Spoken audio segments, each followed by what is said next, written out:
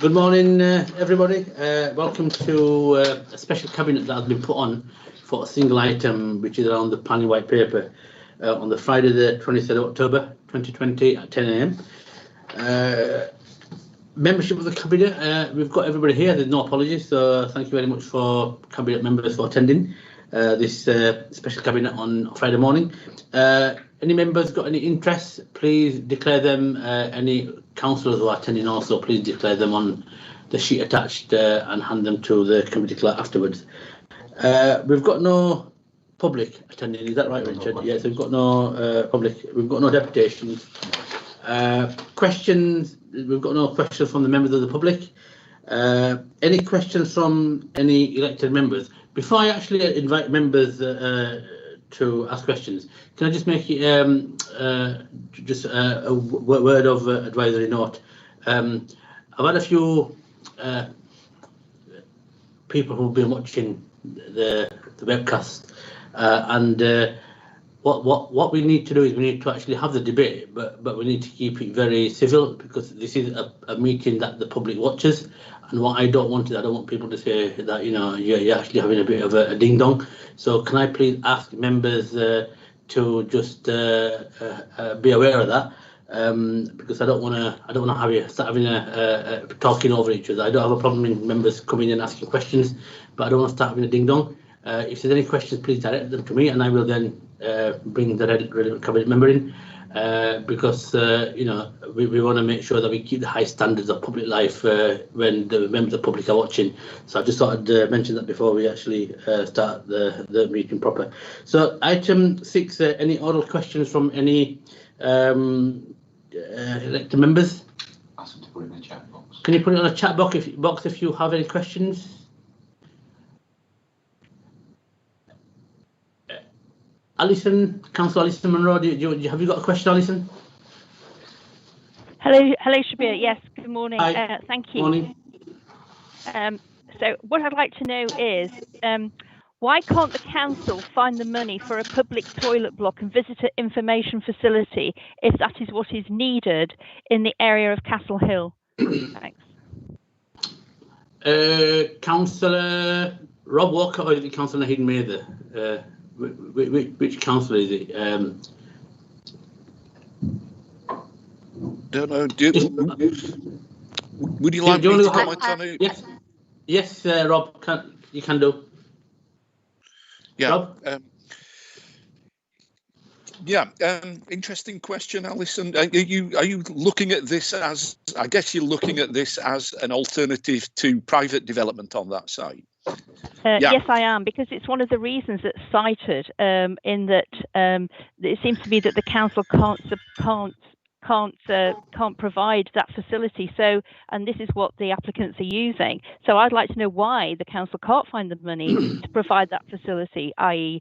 a toilet block and some kind of visitor information facility, not necessarily on the top of Castle Hill, but close by. So I'd like to know why the council can't find the money. Right. I've not been involved in discussions around this, so I'm not going to comment when I haven't got the requisite information. I obviously can go away and find out more about that, but it may well be that some of my colleagues in the meeting may be able to cast more light on any discussions which have happened around this. This is obviously a very long-standing issue. I don't know if there is anybody else in the meeting from Cabinet who could comment. Councillor Graham Turner, you've got your hand up. Can you shed some light on this issue? I don't know anything about this specific issue, but I can tell you why there isn't the money, because we've had 10 years of austerity that's caused the council's budget to be slashed by 40%. We closed most of the public toilets. In fact, I think we closed them all virtually because of the level of cuts the council had to face. And when we're investing in capital projects, it has to be for the benefit of the borough. It has to be major projects to try and drive economic growth, and it will be an ongoing revenue cost as well. Again, which revenue budgets are being squeezed, and basically, I think that if you check with officers, I think you'll find that's the reason. Yeah, thank you, Councillor Graham. Have you got supplementary, Councillor Monroe? Well, I was just thinking, just in response to what Councillor Turner's just said, you know, to actually have that ancient monuments and what it stands for, it represents Huddersfield and everything that's good about Huddersfield. I think it's iconic, and to have that plundered for the sake of not being able to find the money for a public toilet seems such an outrage to me, quite frankly. So I really feel that because this is our local heritage, it's what symbolises Huddersfield, and for me, it's a shame that the council cannot find the money to do this. It really is, and that's all I'd like to add. That's all. I just want to leave it there. Thank you. Yeah, no, thanks a lot. That was a comment, but you're right. It's an outrage that, you know, we have had a £200 million cut off our budget. So whereas you're talking about an issue within your ward, but I think it's a complete outrage that local government has for quite a number of years been completely disseminated from its budgets of billions of pounds, and we will continue to lobby central government to make sure that, you know, they start to level up and rebalance and fund local government properly to provide the kind of stuff that you're talking about.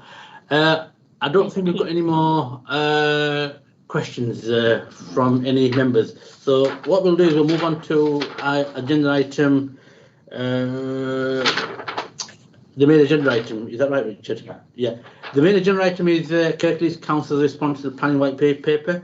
The report is brought to Cabinet to provide an opportunity for any further comments on the draft consultation responses before submitting to government on 29th of October deadline.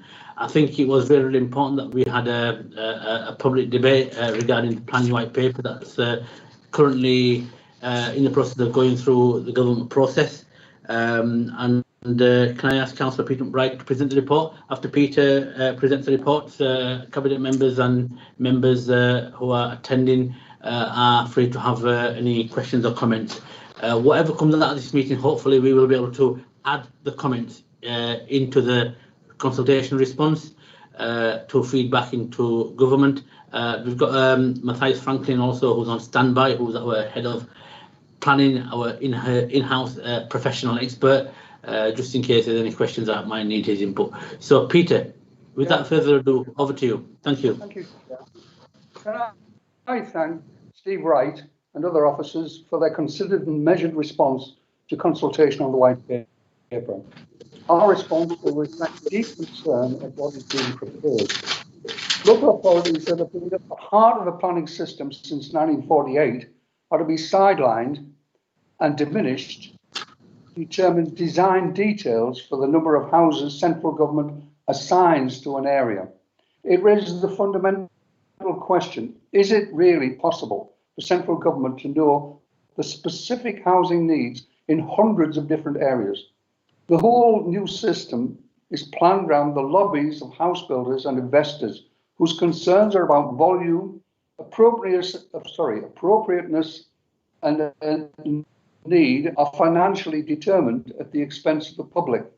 As we go through the proposals, we, the local authorities, are systematically stripped of power, and by extension, so too the public, so too the public's involvement in the detailed program. Housing requirements in each area are to be centrally determined. The duty of neighbouring authorities to cooperate is removed. The time period for the adoption of a local plan is reduced to 2.5 years. It's worth noting that our plan took over 5, and that is currently the experience of our neighbouring authorities. Local plans will be simplified, with the land falling into 3 categories: growth, renewal, and greenbelt.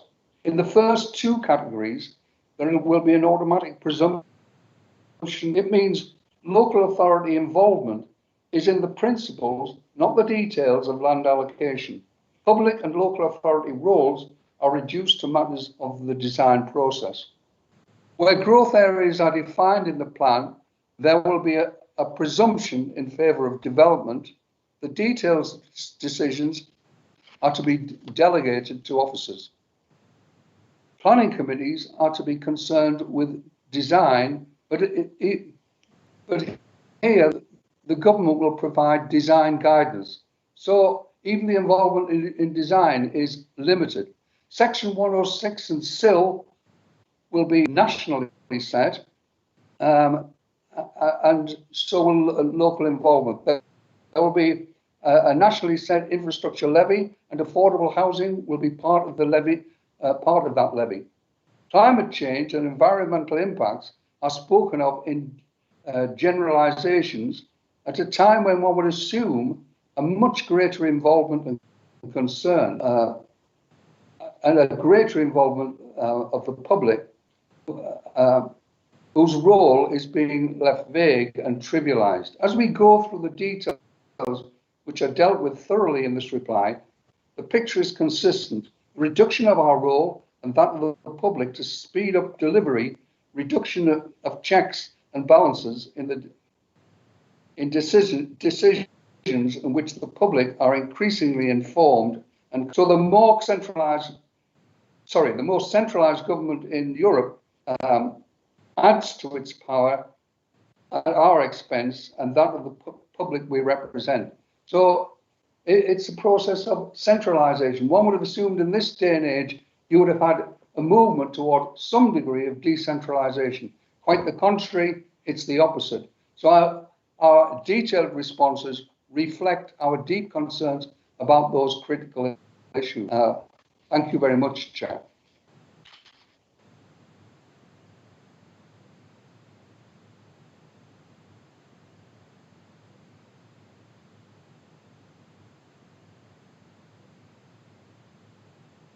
Put it on. Yeah, you know. Is there any councillors that want to speak besides cabinet members at the kick-off? I thought we had some councillors lining up. Alison, do you want to say anything? Councillor Alison Munro? I've got John as well. Councillor John Lawson. Hi, John. Morning. John, can you hear me? Morning, Chair. Just switching on my capacities, as it were. Right. So yes, thank you for that, Councillor McBride. That's a fairly sort of comprehensive view, and I'd agree with pretty much all you've had to say there. I've spoken in similar veins in the press and before. I'm a committee member. I'm a planning committee member, so I've had buy-in with this. I've fed back as well with other Liberal Democrat group members who are on the planning process. So today I was just going to limit myself to some of the points made in the consultation rather than making more sweeping statements. I was just going to try and enhance some of the points that we've made and perhaps cover some things that maybe made stronger or maybe we've not thought about before. So on proposals 5 and 10, where we've responded to the issues of democracy that we all know underpin the planning process, and how that input from residents, councillors and committee members are either undermined or done away with completely.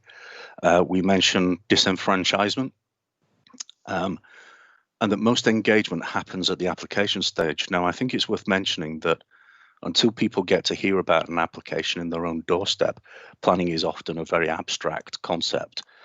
So we can expect engagement in any transition to a new way of delivering to be slight, which in itself brings problems. I mean, think about the issues that we've had with delivering the current plan, the current local plan, and the ongoing effects of well, we didn't know about this, we didn't agree to this, which is a common theme and trend from the residents.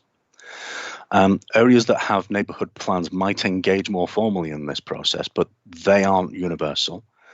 And their influence is quite limited, and their expectations need to be managed quite heavily on what influence they have.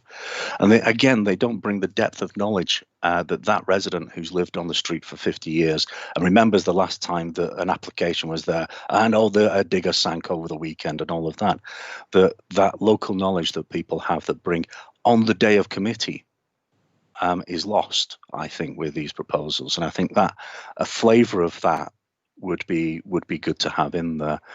The other aspect on this, on the democratic side, and there's something to be said, I think, on the relationship between the authority and the resident, and that aspect of trust and mutual working that we have. So as an upper tier authority, we deliver other core services, And we're seen as a whole. We are not seen as just as a planning service. I mean, I'm looking at Cabinet here. You're all here. This is how we're seen as an authority. So I'd hope that we could find a way of expressing that idea that if engagement in one service is compromised, or that credibility in that one service is compromised with the public, it can affect the others. It can bleed out into the other services, and that can irrevocably damage the relationship between the authority and the public. And I think that possibly needs to be entered in there. If it's in there already, I do apologise, because I'm hoping to add to this or strengthen. So if we've got that element in there, I'd just like it to be more pronounced, but I didn't see it in there. And from there, I skipped really kind of to the end, because we've got a couple of unanswered proposals at the end, which are 23 and 24. I'm not sure 23 needed to be there. That's a kind of a, oh yeah, we're gonna make this right. We're going to do it properly. We would hope so, wouldn't we? It does talk about comprehensive. This is number 23. It does talk about comprehensive resources and skills strategy, and Cabinet might consider talking about the need to have those resources front loaded, rather than spend what you need and then we'll talk strategy. Council finances have quite enough uncertainty right now and for the next few years. Thank you very much. In proposal 24, we talk about enforcements and sanctions, and now I've surprised myself here as being as a committee member that I haven't responded to this in the discussions and briefings that we've had, but also nobody else has either, apparently, or if they have, it's not mentioned. So I just mention a couple of things that make committee members hot under the collar. One is retrospective planning. We might want to make a comment on retrospective planning. It's often abused and causes all sorts of headaches, and should be at least be talking about limiting its allowable use, and how we address those future problems. Ward members will also bemoan that completed new developments are signed off by the NHBC. Now, that's the industry marking its own homework, and I think probably everybody in this room has come across instances where we've had to get involved with people with new houses, new builds that are substandard build and apparently not covered by the 10-year guarantee or 15-year guarantee, and the MPs will probably concur with us here that that's been a really big issue, and people feel as though they're caught in a catch-22. And I think some mention of that lack of recourse caused by the lack of an independent body to oversee that work would possibly do well to be sat at proposal 24 as a piece of feedback. I would also mention the last proposal, which is 26, the equalities one. One gets the feeling that was a bit of an afterthought, that it was put in because it was a piece of statutory piece that should be in there. I think our response is probably a good one. It's quite general though, and we could spend a long time sort of going into details and picking that apart. But there's just a couple of things that I think need specific mention, and that's about that move to the heavily web-based approach. It's mentioned, we use that phrase in the response, which I think is very good. I think it would be very impactful, specifically on dyslexic residents, when we're talking about dense legal text and having to pick that apart. That's a real barrier to engagement, and we shouldn't actively, knowingly be the cause of compounding those effects. And that's only one example, of course, but I think tease out some more of those examples. And I think the issue, it is mentioned, access to digital technology is mentioned in there, but I think we can round that out a little bit by saying that the digital divide is often a hidden inequality, and the proposal's reliance on digital ignores that. So an example would be many people at the moment are unable to afford a large screen computer and are relying on phones for internet content. So looking at a planning map just becomes a nonsense. It becomes something that's almost impossible to do. Now, that's a level of detail that you may or may not want to include in this response, but I think that it sits well in there, that we should be talking about that and we should be making people aware of it, because I think there's a feeling at the moment that the government and authorities and those who are well switched on with digital connectivity have a kind of an unawareness of just how hard it is for some people who can't afford or can't access digital content. And there's almost a kind of the modern equivalent of let them eat cake is, well, they can Google it. And that's not right. You know, that's not where we should be. We should be where what we do now as an authority, and we engage people by telephone and by personal visits and all of that. That should all be comprehensively involved, because that's where we get those sound decisions from. That's where we get the confidence in our decisions from. Last comment, promise. I think the amount of the style of questions that we have here leaves a lot to be desired. It leaves a lot of information hanging. I noticed on 6 separate occasions, our responses are saying, well, what do you mean by that? We're asking for clarity on at least 6 separate occasions in 6 of the proposals, saying, well, tell us more. We're going to need more information before we can answer these questions properly. In fact, I was having a thought actually once I was reading the white paper and the response and the consultation, saying, is this a white paper or is it a green paper? There's so much unfinished in this. There's so much. It's this is what it feels like. This feels like the responding to a green paper rather than something that should be a bit further down on the line. So I'm going to leave it there. Thank you, Chair. Happy to sort of stay online and take part further if that's okay. If you want me to. No, Thank you. That's really good, and thanks, John. And if you do want to come back in, just put your hand up and we'll bring you in. I've got Councillor Viv Kendrick. Viv, do you want to say anything? You've got your hand up. Thank you, Shabir. This all seems very ironic when we're in the middle of what is a devolution process, because this seems the opposite of devolution in taking away the power and decision making of a local authority. I'll be very brief. I'm not a member of the planning committee, but I often go to planning committees to represent residents in my ward.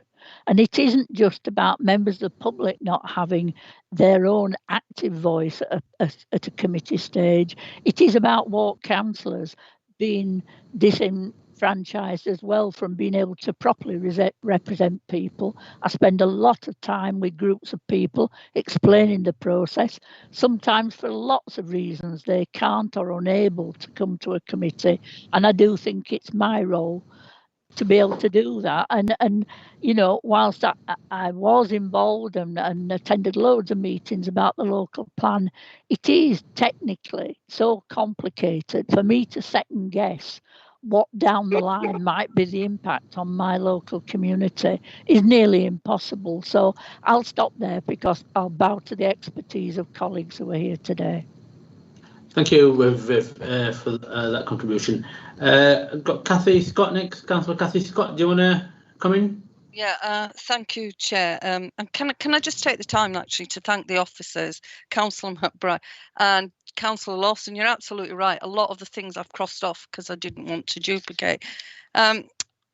These are worrying times, and there's a lack of clarity in this consultation. I actually put it down, and it was interesting that Councillor Lawson put it as well, but it seems like a paper in its infancy where they plucked little bits from everywhere and they haven't actually done the press. So there's pros and cons throughout this paper, but let's be honest, when it comes to the planning, this is often, it evokes feelings where people have actually been in favour of a development or opposing it. This is where people are at the heart of the planning process and they're having a say, and this is about their democratic rights as well. So mine's more a comment. I want to be clear about this. These reforms are going to take away the democratic voice of the people, the communities, the local authorities and their elected members. What is at risk is very worrying. The planning departments and committees, they are proposing to give the power back to the centre. that is when we will no longer have our voices. It's worrying me. Proposal 5 in particular, these areas that have identified growth, it would automatically be granted outline planning permission for a principle of a development, automatic approval of pre-established development types in other areas. This opens it up. No need to submit any further planning or tests, whether the site should be approved or not. It's happening. So your concerns would not be listened to out there. And I'm thinking about the little man out there in the community, the man that knows history, the women that know all the areas in the across Kirklees. You will not have a voice. And the relevance of the planning departments and committees, well, they'll be gone. This is a very undemocratic paper. As I said, there are pros and cons in it. So I want to talk about the community infrastructure levy. And it's about spending monies on our roads and infrastructures out there. And they use the acronym SIL. In this proposal, we'll now be looking at a national infrastructure levy. Note the word there, the acronym is NIL. This again removes local control and lends power to the centre. Look at Kirklees now and our infrastructures that we have. The lack of funding from central government on our roads and infrastructure. If it goes back to the centre, I'm worried we're going to lose our say. To create a NIL, and I'll call it a NIL because I like that now, that word, how will these monies be apportioned and what will happen if there isn't enough money to give back to our local authorities? There's other issues, and I thank the officers for the time. There has been gaps, as it's already been pointed out. You've done so well in trying to muddle through this blank kind of paper. Retrospective planning bothers me a lot. I'm the one who sits on committee and always complains that people come with retrospective. That's going to happen now because it's an endorsement for retrospective. The home standards, absolutely agree with it. Digital, we need to start including more people. Digital doesn't reach everybody. And I think we are recognised in Kirklees for being a good planning department, listening to people, talking to people. If it all goes digital, that's worrying. For now, I'll just call it there, Chair. Thank you. Kathy. Councillor Graham Turner. And Graham, over to you. Thank you, Shabir. I don't disagree with anything that anybody said, so I'm not going to repeat it because I think they've all made very, very valid points. Just picking up on a couple of points is I agree with Councillor Lawson. This feels like rushed legislation. It feels like something almost drawn upon the back of a fag packet to get something changed. And I've said this many times and will say it probably till I die. Rushed legislation is always bad legislation. And that this feels really, really rushed and just something thrown together. So that is a problem. We often talk about developers' charters. This is certainly that. What it also is a landowner's charter. It's just going to make land values go up for certain people. So I would question the who owns the land in light of that. And if it did anything at all to solve the national housing crisis, I might say, well, I could agree with that, but none of this, not one line in there, I think, has any impact on what the real crisis is, and that's the housing shortage in this country. It addresses none of that. So it's a messy piece of legislation. It does nothing to improve the planning system. It takes away from it, and it doesn't solve the fundamental problem of a housing crisis and shortage in this country. And that's one of the reasons we should be objecting most strongly, and should the public. Graham, Councillor Rob Walker. Rob, over to you.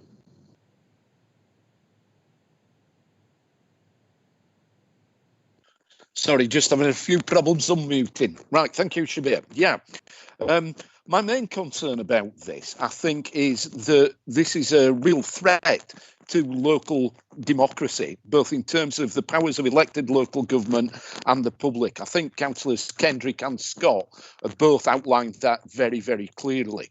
I also agree with Councillor Turner that we've got to look at this and ask the question, whose interest is this proposed legislation serving? Is it the people who are struggling to get on the housing ladder, the young people who now often will not be looking at in their lifetime being able to own a house or even rent a house of a decent standard? Or is it serving the interests of landowners and property developers?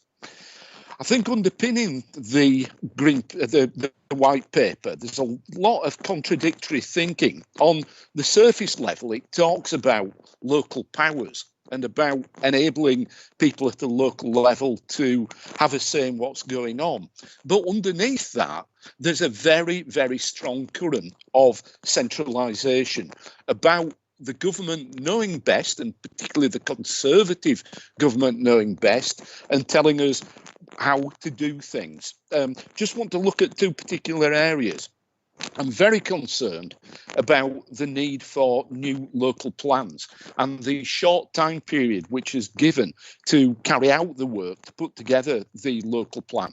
We know from what happened in Kirklees in the past, this can be a very long and painful process. If it's rushed, bad plans are likely to emerge rather than good plans. I'm also concerned within that about what happens with housing targets. It's always very interesting. The government, even with our previous plan, really set the housing target for our area.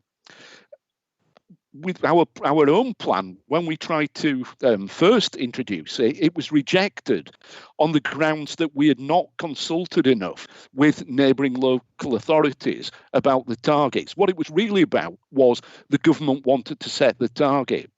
So on the one hand, they want to set things, but then locally, all the time, the council is attacked by opposition councillors, by local MPs, by members of the public for being responsible for the number of houses that are being built. And I think the same thing will happen here. The government will control things, but conveniently, they will leave open the door to attack local councils when housing developments are taking place that supporters of the Conservative Party locally don't agree with. The other thing that I don't think has been touched on so far is the design guidance, which is a really important feature of these proposals. And they talk about the beauty of housing and the quality of housing, which I'm sure we all really do believe that we should have housing that is aesthetically pleasing, that adds to the character of the areas in which we live. But again, if you scratch beneath the surface and you look at what's going on there, the thinking behind this is driven by three architects. Quinlan Terry, who's the pet architect of Prince Charles, is responsible for places like Poundsbury down in Dorset. Terry Farrell, who's the pet architect of Boris Johnson and David Cameron. And the person, the real brain behind this is a gentleman who's no longer with us, but is really the brains behind a lot of the ideology of the current Conservative Party, Roger Scruton. So it's a very, very conservative, quite a political approach to design, based around things like the supremacy of neo-Georgian type design for buildings. And they're interested in what buildings look like from the outside. They want them to look like houses and buildings that might have been built in the late 18th century. What they're not concerned about are things like environmental standards. There's some mention of this, but if you dig beneath the surface, there's very little there. That is not a major concern. And they're also not concerned about what happens behind the front of the houses. What's the livability of these houses going to be like? What are we doing tackling the fact that we live in amongst the most small houses in the whole of Europe? So our houses are inefficient, they're uncomfortable, they're small. Those are the kind of things that are important. The fact that we haven't got a sufficient supply of affordable housing for people, it does nothing to tackle these kind of critical issues. Okay, thanks, Shabir.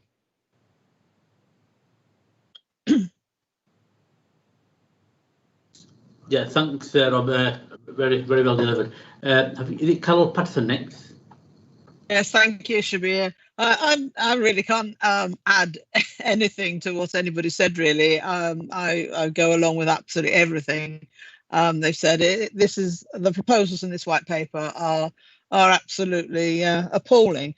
And I will just make a couple of comments. I mean, there will be no role left for local authority members, local councillors, or the public, other than in setting the local plan.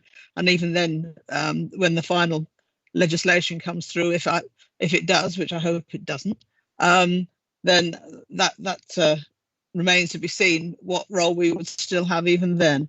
I mean, I just wanted to pick up on a couple of things other people have said. I mean, John Lawson talks about the public's trust in local government. I think these proposals do there is that possibility, but also it says, what trust can we have in central government? I mean, when they've taken control of other areas of our lives, like they are at the moment in terms of trying to support our economy and trying to tackle coronavirus, we've got no trust in them whatsoever. We can't trust them to do the right thing. So why should we be able to trust them when it comes to planning matters? And just to pick up on what Councillor Kendrick says, yes, it's very ironic that in the middle of a devolution deal, that they are taking away and centralising control over this very important issue, and which is central to devolution as well. So again, it says we can't trust the government. And just the final thing, and I think it sort of backs up what Rob Walker was saying, the fixing the numbers of properties and the number of houses that we build, and also the what's in the plan for businesses, etc., seems to me, underlying all that, not a power to the north. I think it's taking away resources from the north. It will be putting them where they think, the government that is, or the Conservative government thinks that those resources will be best provided to the needs of developers, etc., etc., and that will be the south. It doesn't do anything for the north. It doesn't do anything for the north-south divide, and I think it will only exacerbate it. I can't speak iller of this proposal or the proposals in this white paper. Thank you. Thank you, Carol. That was very good. Councillor Naheed Mather. Naheed. Thank you, Shabir.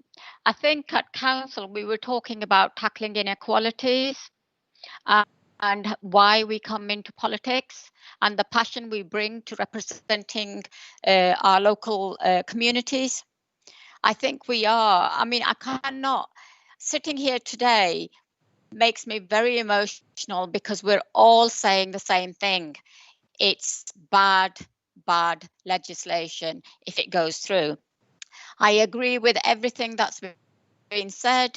First of all, before I bring in my points, I would like to especially thank our staff for meeting the deadlines. They've really pulled out all the stops.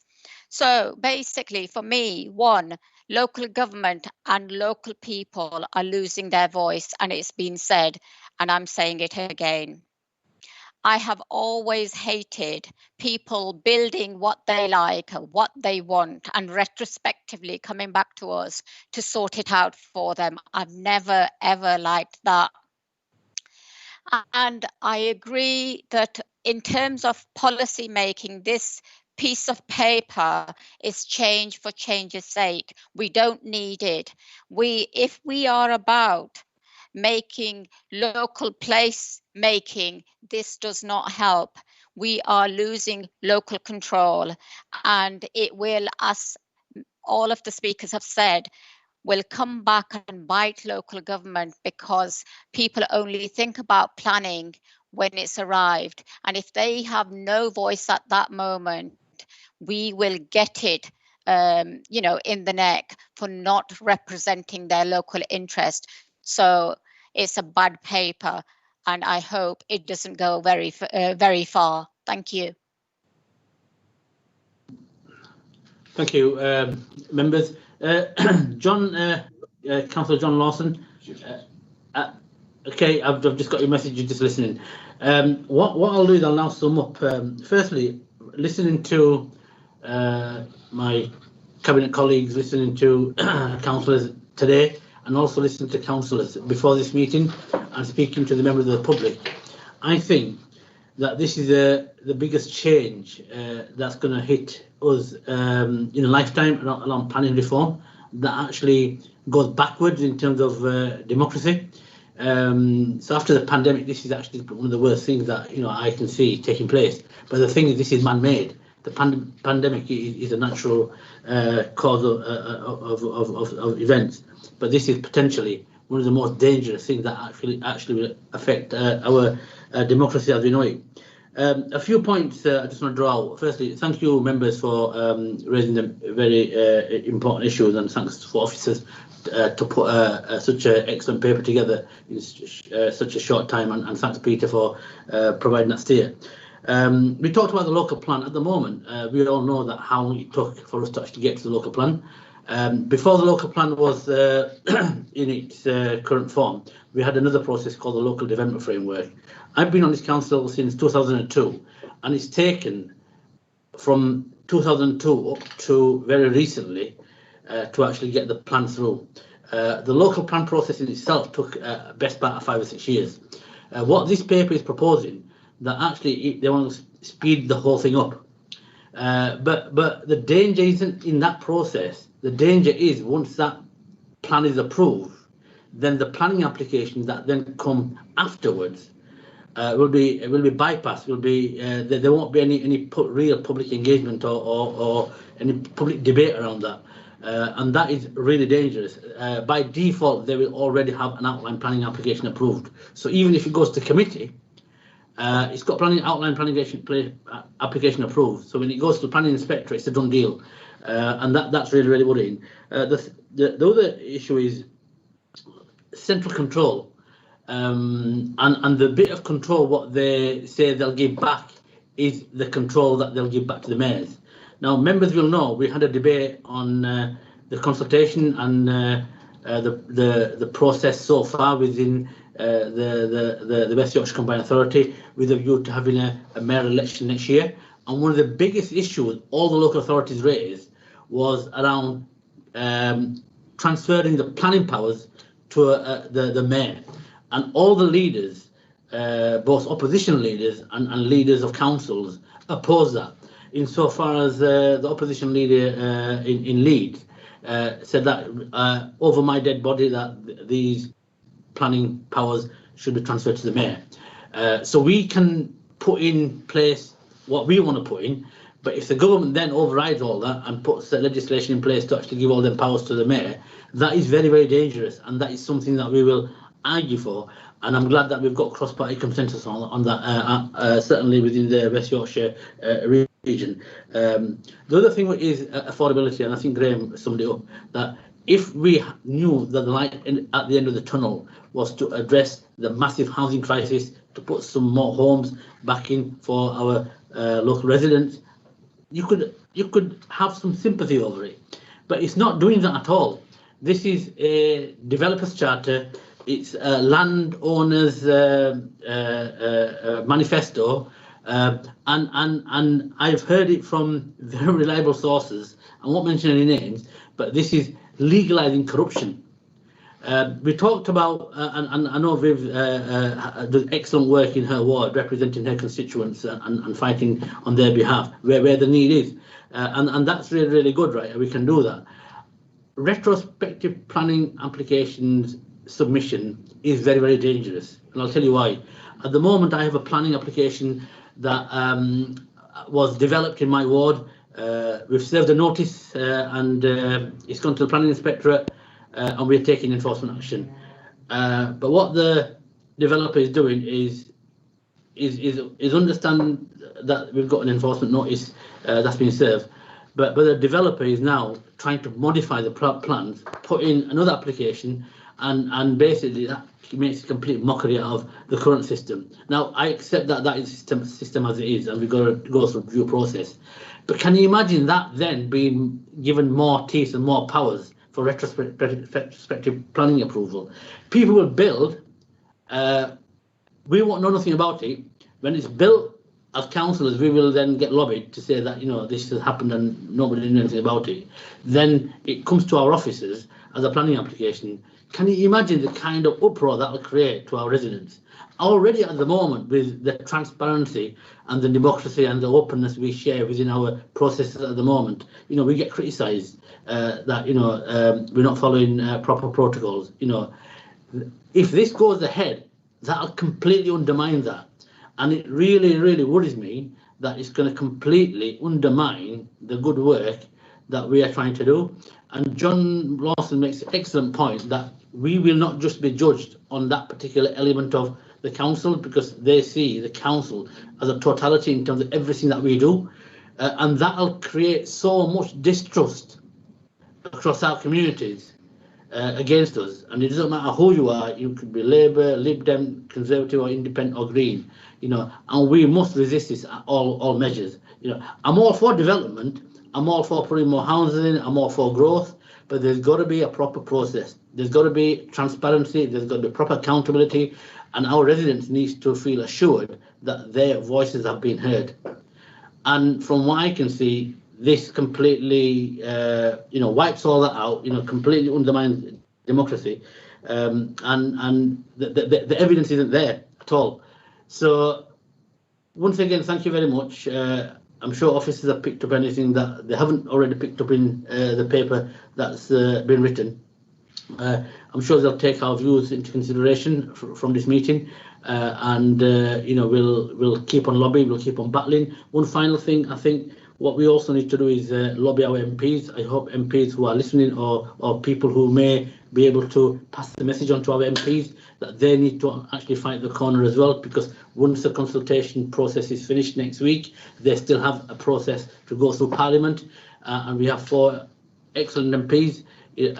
2 of them have got the ear of the government, and I'm sure that they will be lobbying hard to make sure that this doesn't go through. Thank you, members, and thank you for your time. Is that all we've got on the agenda? So that brings us to the end of our cabinet meeting. Thank you very much. Have a really nice weekend, and I will see you next week. Thank you. Bye-bye.